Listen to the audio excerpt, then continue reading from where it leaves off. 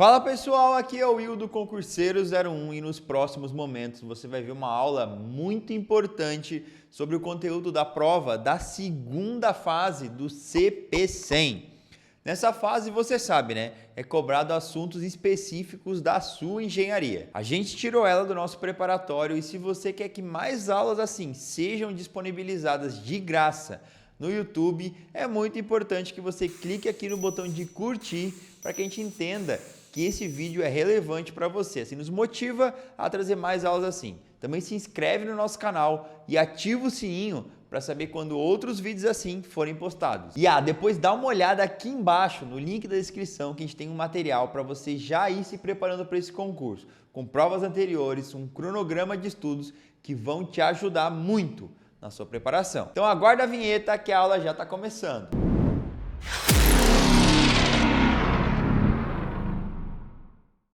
Bom, finalizada essa etapa de estudo dos estados dos solos e dos seus índices físicos, iniciaremos agora o estudo do fenômeno que denominamos de água nos solos. E a esse fenômeno, que nós iremos conversar na aula de hoje, está atrelada a questão da permeabilidade e da percolação da água através das partículas sólidas do solo, certo? Então, nosso assunto a partir de agora será esse. Para começar, pela introdução, discutiremos algumas das leis fundamentais da permeabilidade, como elas são aplicadas, leis de Bernoulli, leis de Darcy, a questão do coeficiente de permeabilidade, como ele pode ser determinado, além dos fatores que vão influenciar na questão da permeabilidade. E para o estudo desses fatores é muito importante ter os índices físicos do solo bem consolidados. Por isso que respeitamos a cronologia do estudo do solo, porque um assunto requer o entendimento do outro, certo? Para iniciar, quando falamos da presença de água no solo, associam-se os problemas ligados à percolação. Na nossa próxima aula, nós vamos tratar a respeito da percolação, as forças mais relacionadas às energias de atrito gerada no solo devido ao fluxo de água através dele, certo? Além disso, ligado à permeabilidade, nós temos os problemas associados à água subterrânea. Quais são eles? O corte de uma estrada, por exemplo, as escavações, seja em valas ou em canais, as fundações de barragens, de pontes, de edifícios, que são escavações de grande porte, o nível d'água determinado por meio da sondagem, da investigação geotécnica, é ele que pode definir qual vai ser o tipo de fundação mais adequado, por exemplo, e de obras que necessitem de escavação abaixo do nível d'água. Então, a água subterrânea é uma questão diretamente ligada ao estudo da permeabilidade do solo, certo? E a isso também temos associados a construção de edifícios, de barragens e de túneis, que são exemplos que podem exigir o rebaixamento do nível d'água. E como que esse rebaixamento do nível d'água ele pode ser feito? Também denominado de lençol freático, o nível d'água ele pode ter o seu rebaixamento por meio do bombeamento, certo? Então, para o rebaixamento, é interessante dispor desse tipo de dispositivo, desse tipo de ação na engenharia. Alguns dos problemas relacionados à água subterrânea, certo? Então, sempre que a água ela está presente no solo, ela normalmente vai ser um agente nocivo para a sua resistência. Quando formos falar de tensões no solo, em que trabalharemos as tensões efetivas e a pressão neutra, como elas se desenvolvem, talvez isso fique um pouco mais claro, certo? Então, a presença da água no solo, ela está associada a agentes nocivos a obras de engenharia, ok? Por exemplo, um muro de arrimo, em que eu tenho a presença da variação do nível d'água, a variação do lençol freático. Levantamento ocorre em períodos de muita chuva, por exemplo, né? Então, nesse caso, eu tenho um aumento do empuxo, que é o esforço lateral ali, gerado da massa de terra mais água na face desse muro, certo? Então, serve como um exemplo, né, de um problema que envolve a presença da água no solo, certo? A percolação também é um problema porque ela pode carrear as partículas e são as partículas que desenvolvem a tensão efetiva, responsável por aferir resistência ao solo, certo? Então, alguns desses problemas podem exigir o rebaixamento do nível d'água. Além disso, devido a alguns fatores externos, temos a instabilidade do nível d'água. O nível d'água ele não vai ser sempre o mesmo, ele vai variar. Por exemplo, em condições de muita chuva, eu posso ter o levantamento do nível do lençol freático pela alteração também do parâmetro saturação desse solo, certo? Ligado ao fenômeno de infiltração, normalmente vemos problemas em que há penetração da água em movimento descendente, ou seja, de água de cima para baixo, tá? Conseguimos dividir as zonas do nível do lençol freático em zona saturada ou freática, tá? E abaixo do nível d'água nós vamos ter o solo em condição de submersão e acima o solo em condição de saturação. Essa imagem, a figura 2, ela nos traz a distribuição de umidade, de níveis e de condição da água subterrânea em uma massa de solo, certo? Então, onde eu tenho o nível do lençol freático, logo acima eu tenho o nível de saturação, certo? E logo acima eu tenho o nível capilar, tá? Mais tarde iremos falar sobre essa questão da altura de ascensão capilar, que funciona por meio da capilaridade maior em solos mais finos, certo? Então, desta forma, nós conseguimos observar que a partir do nível de saturação, nós temos um grau de saturação S de 100%, ok? Além disso, essa altura de ascensão capilar, como eu disse, vai depender da natureza do solo. Quanto mais fino esse solo for, quanto mais argiloso ele for, maior vai ser a altura de ascensão capilar nele. Isso aí está relacionado à teoria do tubo capilar. Se você imaginar um prato cheio de água e colocar um tubo, quanto mais fino for esse tubo, mais alto subirá essa água, certo? Então, é o que define basicamente a teoria do tubo capilar, certo?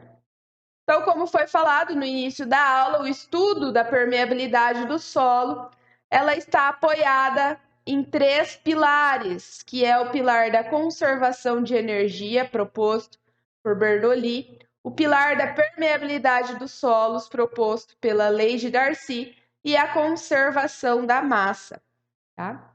Começando pela lei de Bernoulli, temos lá a associação de que a água ela ocupa a maior parte ou totalmente os vazios do solo, tá? E quando a gente tem a submissão desse solo a diferentes potenciais, essa água vai se deslocar lá no meio dele, certo? Então, normalmente, ela é nociva aos elementos de engenharia, prejudicando a sua segurança. Então, essa fórmula que você está vendo agora é a fórmula proposta por Bernoulli, que traz a energia total de um fluido, onde a carga total é igual à carga altimétrica mais a carga piezométrica mais a carga cinética, certo? O Z vai ser a diferença de cota entre o nível que a gente está avaliando e o nível de referência. Pressão neutra U, sempre vamos usar essa incógnita para pressão neutra. Velocidade de fluxo das partículas de água e gravidade. certo? Então, essa é a energia total do fluido. No entanto, a carga cinética, ela pode ser desconsiderada no estudo da permeabilidade da água no solo. Então, nos serve apenas a carga altimétrica e a carga piezométrica. Dessa forma, temos para a energia total de um fluido, é a fórmula que você está vendo aí na sua apresentação. Então, eliminamos a carga cinética, restando apenas carga altimétrica e carga piezométrica, que influencia na permeabilidade a ser analisada, certo? Ou seja, o que Bernoulli nos diz? Que a pressão neutra num ponto ela vai ser igual à carga piezométrica em altura de coluna d'água, altura de água. E o fluxo de água, como foi falado, ela vai variar da energia de 2 pontos. Essa energia precisa ser diferente. A energia vai fluir do ponto de maior para menor energia. Já a lei de Bernoulli, ela nos diz que a permeabilidade é essa propriedade que o solo tem de permitir o escoamento da água por ele. Tá? Representaremos o coeficiente de permeabilidade pela letra K. Darcy propôs este experimento para determinar o coeficiente de permeabilidade dos solos. Foi a partir deste experimento que se derivaram diversas leis da permeabilidade, certo? Então, considerando as cargas H1 e H2 constantes, foi possível estudar os fluxos de água através de uma camada de areia de comprimento L, conforme está sendo apresentado, e isso deu origem à lei que correlaciona quem? O gradiente hidráulico com a velocidade de escoamento da água, certo? Então, o gradiente hidráulico ele é dado pela diferença de carga dividido pelo comprimento de solo a ser atravessado. Aqui está em derivada, certo? Então, desta forma, Darcy propôs a lei para a determinação do coeficiente de permeabilidade K, certo? Além disso, ele descobriu que a vazão ela era proporcional à razão de ΔH sobre L, que corresponde ao gradiente hidráulico da água. Tá? Então, cada trecho a ser percorrido pela água, isso gera um gradiente hidráulico, denominado pela letra I, e ele é dado como ΔH sobre L, o trecho que está sendo percorrido, em relação ao trecho total que essa água vai percorrer. Tá? Além disso, determinou-se que a vazão dividida pela área transversal do corpo de prova vai ser a velocidade com que a água percola pelo solo e a velocidade de descarga V vai ser dado por coeficiente de permeabilidade vezes o gradiente hidráulico, conforme está sendo apresentado aí. Tá?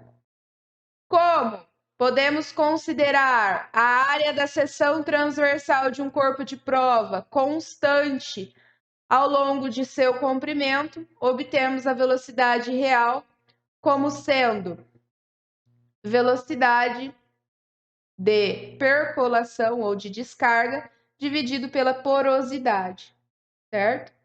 Então, buscando lá o nosso índice físico porosidade, onde ela vai ser igual ao volume de vazio dividido pelo volume total, podemos cortar ali a incógnita de que varia a nossa área. Então, podemos dizer que a nossa porosidade vai ser igual à área de vazios dividido pela área total, certo? A velocidade de percolação, ela é a velocidade com que a água escoa nos vazios, e ela vai ser o nosso casinho P, que é o coeficiente de permeabilidade de percolação, vezes o gradiente hidráulico. É esse gradiente hidráulico que faz com que haja percolação no solo. Além disso, a lei de Darcy ela é válida somente para o escoamento laminar. Recordando, escoamento laminar é onde a trajetória da partícula não se cruza diferentemente do escoamento turbulento, conforme está sendo mostrado na figura 4. Adentrando agora ao estudo do coeficiente de permeabilidade do solo, temos os intervalos de coeficiente de permeabilidade para diferentes solos, ou seja, quanto maior é o tamanho da partícula desse meu solo, quanto ele mais se aproxima de um pedregulho, maior será o meu coeficiente de permeabilidade. Ou seja, quanto mais argiloso for o meu solo, mais impermeável ele é, ok? Aqui temos os coeficientes de permeabilidade de solos típicos, de acordo com o material, medido em centímetros por segundo e em metros por dia, e a característica respectiva de escoamento que podemos ter, certo? E como que se determina o coeficiente de permeabilidade do solo? Existem diversas maneiras de se fazer isso. Veremos cada uma delas. Fórmulas que relacionam a granulometria, o NSPT, tá? Então, obtenho o NSPT por correlação, consigo determinar o coeficiente de permeabilidade. Em laboratório, onde eu consigo obter condições de contorno mais bem definidas, por meio da utilização de permeâmetros de nível constante e de nível variável, constante para solos grossos e variável para solos finos, in situ e em campo, pelos furos denominados furos Lefranc, certo? E pelo ensaio de adensamento também é possível obter o coeficiente de permeabilidade, no entanto, mais restrito a solos argilosos, ok? Onde ocorre aí o fenômeno de adensamento.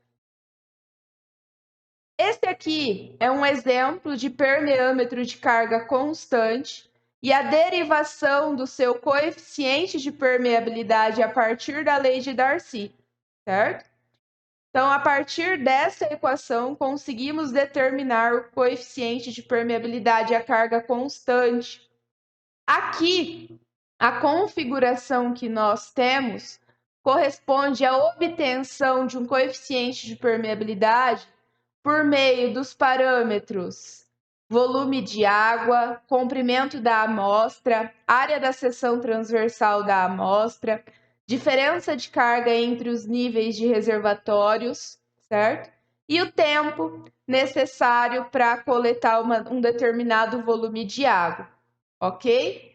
Esse é um permeâmetro de carga constante, onde eu obtenho valores de coeficiente de permeabilidade maiores.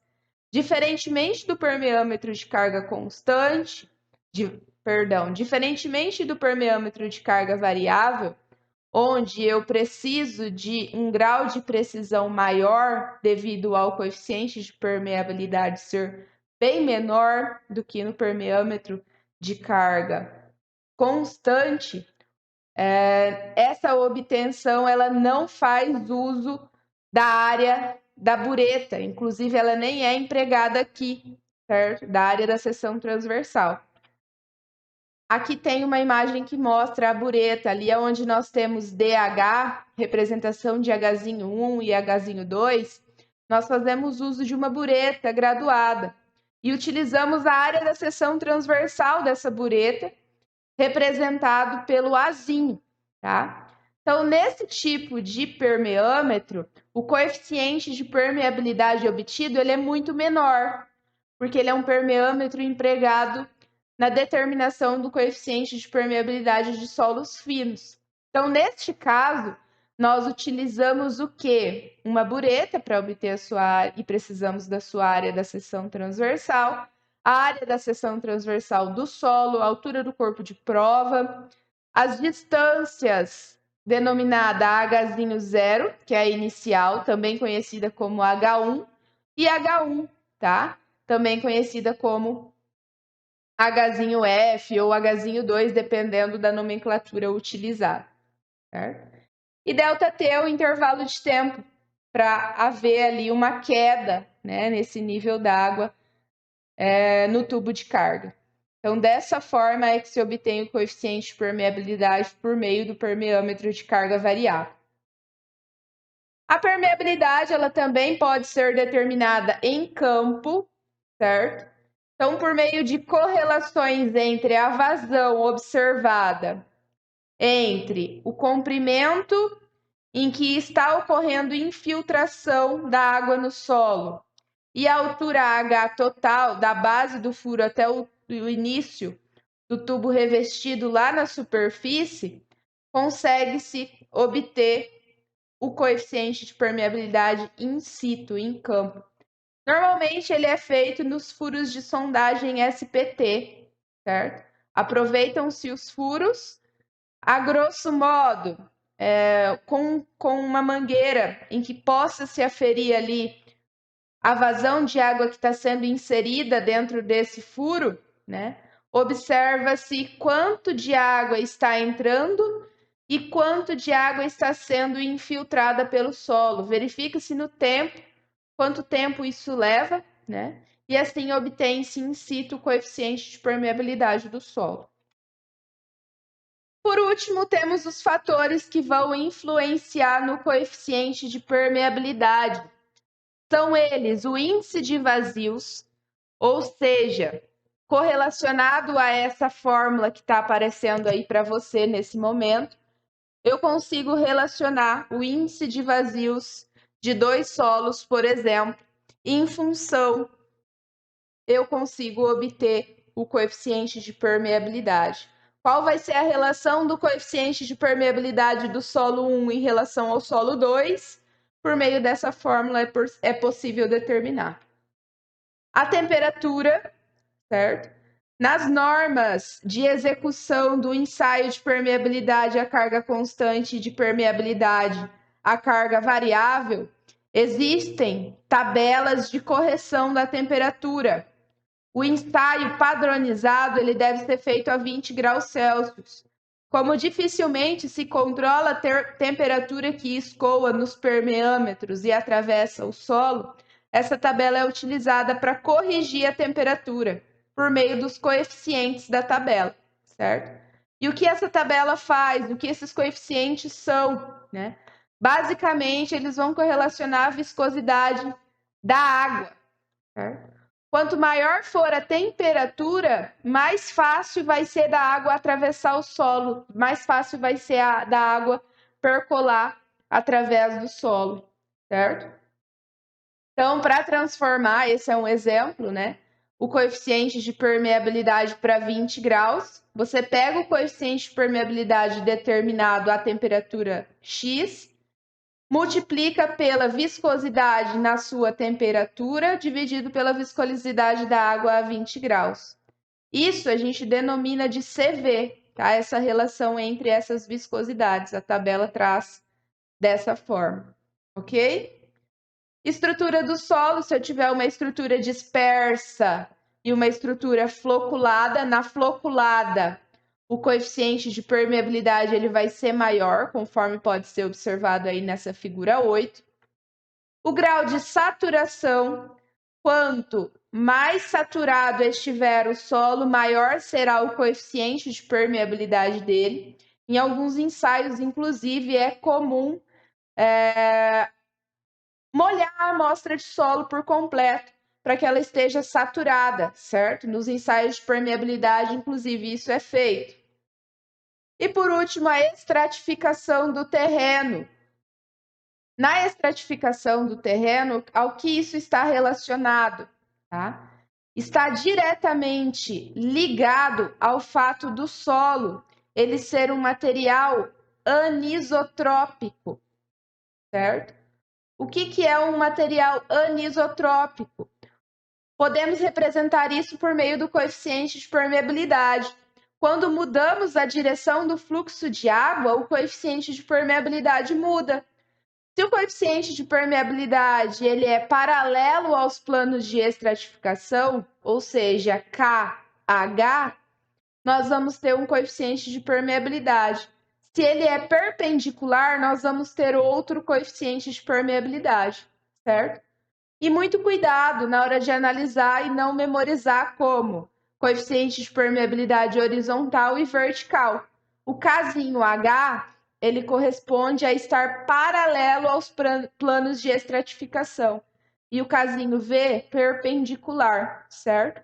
Porque eu posso ter planos de estratificação verticais, como num ensaio de laboratório, por exemplo, certo? E essas são as fórmulas utilizadas para obter o coeficiente de permeabilidade paralelo aos planos de estratificação e o coeficiente de permeabilidade perpendicular aos planos de estratificação, certo? Então, era isso o conteúdo de permeabilidade, nós encerramos aqui. E agora iniciaremos as resoluções de algumas questões de concurso relacionadas a esse assunto. Essa é a questão 59 da prova da aeronáutica do ano de 2014, onde nos diz: para fins de projeto e execução, as investigações geotécnicas do terreno de fundações abrangem as investigações locais, compreendendo, exceto a. permeabilidade, b. sondagem de reconhecimento, c. realização de provas de carga, d. processos geofísicos de reconhecimento. Bom, se consultarmos a norma NBR 6122, lá consta que num projeto e execução de fundações, essas investigações geotécnicas vão abranger quem?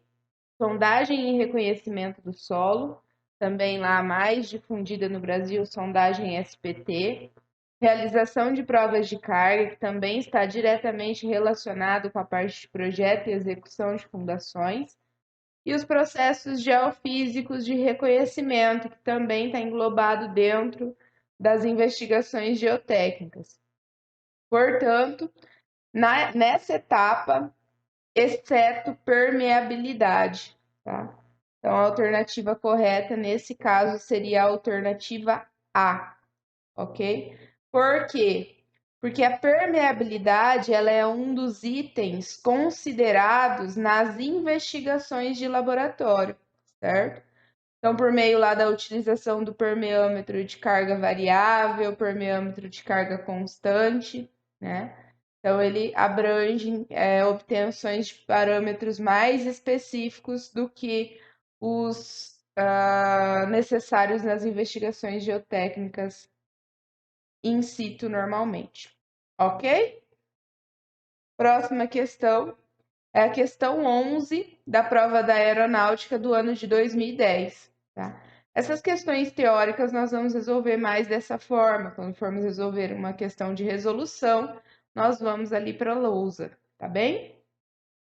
Questão 11 da prova da aeronáutica do ano de 2010. Havendo um movimento de água através de um solo, ocorre uma transferência de energia da água para as partículas sólidas do solo, por causa do atrito viscoso que se desenvolve. O enunciado acima está se referindo a letra A, permeabilidade? Não. Permeabilidade não tem a ver com a transferência de energia. Permeabilidade consiste na velocidade que a água percola no solo. Não se trata de transferência de energia, tá? Letra B, também não. Letra B, envolvendo a condição de Terzag, não se aplica a essa definição, porque essa condição ela vai se referir a projetos para filtros de proteção que vão se basear lá nas curvas granulométricas do solo, tá? Filtros de proteção é um dos assuntos que nós veremos na aula de hoje, inclusive. Filtro de proteção, como a própria letra B não é, também não abrange essa transferência de energia da água para as partículas sólidas do solo, tá? Porque os filtros de proteção são elementos usados nas transições das camadas de solos que têm características diferentes e que estão confinados ali, tá? Então também não é a letra C. A única que nos restou foram as forças de percolação. E a resposta correta é essa, letra D, tá? Por quê? Quando há fluxo de água no solo, é a força de percolação que vai produzir o arraste das partículas, que a gente denomina de atrito viscoso. Tá? Então, ela tende a carregar as partículas na mesma direção em que ela está atuando. Se eu tiver uma percolação ascendente, por exemplo, essa força de percolação ela vai agir em sentido contrário à ação da gravidade. Portanto, na fórmula da tensão efetiva, ela entra como um valor negativo. Mas é isso assunto para a nossa aula de hoje. Mais uma, essa é uma questão da Defensoria Pública do Estado de São Paulo, bem aplicada ao assunto que nós vimos na aula, tá? De permeabilidade do solo. Envolve aquela parte dos fatores que interferem no valor da permeabilidade, do coeficiente de permeabilidade. Tá? Então, para o perfil geotécnico a seguir, o valor da condutividade hidráulica equivalente na direção vertical é. Então, nós temos que calcular o valor da condutividade hidráulica na direção vertical. Observe que a direção vertical ela está perpendicular aos planos de estratificação desse perfil, tá? Então, ela vem cortando ali essas camadas, está perpendicular a ele, tá? Então, se você retornar lá na nossa aula passada de permeabilidade do solo, naquele assunto, fatores, e entrar lá na estratificação das camadas de solo, nós temos duas fórmulas. A fórmula para quando eu estou com a percolação, né, em sentido paralelo às camadas, que é o casinho H, e quando eu estou perpendicular, que é o casinho Y. Então, nesse caso, nós vamos calcular o K equivalente, certo? Então, vamos lá?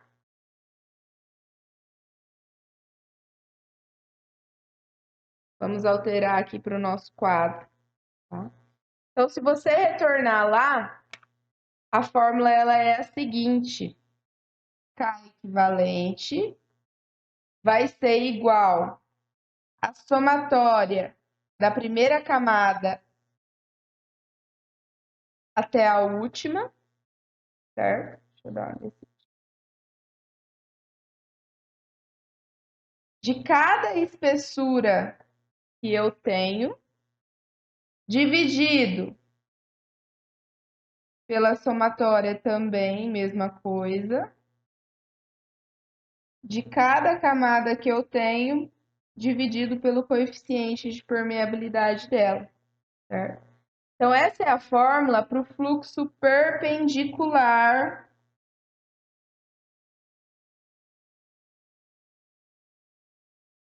à estratificação. Vou abreviar aqui, é fluxo perpendicular à estratificação, certo? Então, o coeficiente de permeabilidade, ele varia para cada tipo de solo que eu tenho para a camada, tá? Então, observem que aqui, se você voltar lá no enunciado, ele me deu um coeficiente de permeabilidade de 4 vezes 10 a menos 3 centímetros por segundo para a camada solo silt argiloso e de 4 vezes 10 a menos 3 centímetros por segundo para a camada solo arenoso argiloso, certo? Então, aqui, nós conseguimos substituir ali, né? Tranquilamente. Então, eu tenho dois solos diferentes de mesma permeabilidade. Então, teoricamente, eu já sei, né? Substituindo aqui na equação, que o valor da permeabilidade seria o mesmo correspondente para cada camada, mas se não fosse, seria diferente. Então, nós vamos substituir aqui na nossa fórmula a somatória de todas as espessuras. Observe que eu tenho uma espessura de 1 metro e uma espessura de 4 metros, certo?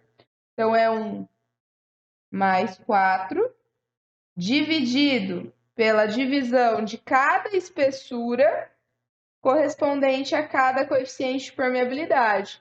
Então, 1 metro, 4 vezes 10 a menos 3, e 4 metros, 4 vezes 10 a menos 3. Tá? Então, vai ser 1 dividido por 4 vezes 10 a menos 3, mais 4 dividido por 4 vezes 10 a menos 3, certo? Se você fizer os cálculos, você vai chegar à conclusão de que o coeficiente de permeabilidade equivalente é igual a 0,004 centímetros por segundo, ou 4 vezes 10 a menos 3 centímetros por segundo. Ok? Então, a alternativa correta, nesse caso,